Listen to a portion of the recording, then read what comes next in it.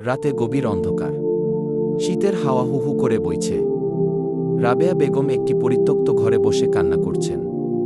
তার শরীরে পুরনো মলিন কাপড়, পেটে ক্ষুধা আর চোখে ভেজা অশ্রু।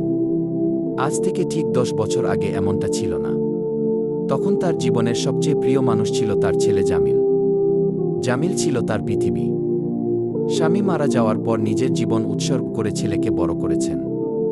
দিনমজুরি করে যা আয় হতো সব জামিলের পড়াশোনার পেছনে খরচ করতেন।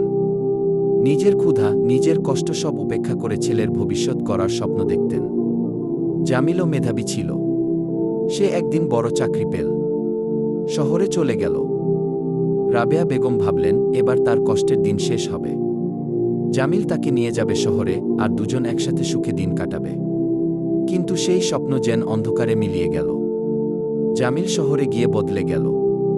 নতুন পরিবেশ, নতুন মানুষ আর নতুন চাহিদার মাঝে সে তার মায়ের কথা ভুলে গেল। প্রথম দিকে কিছুদিন ফোন করত, টাকা পাঠাত। কিন্তু ধীরে ধীরে যোগাযোগ বন্ধ হয়ে গেল। একদিন রাবেয়া বেগম জামিলের কাছে যাওয়ার সিদ্ধান্ত নিলেন। ছোট একটি ব্যাগ নিয়ে শহরে ছুটে গেলেন।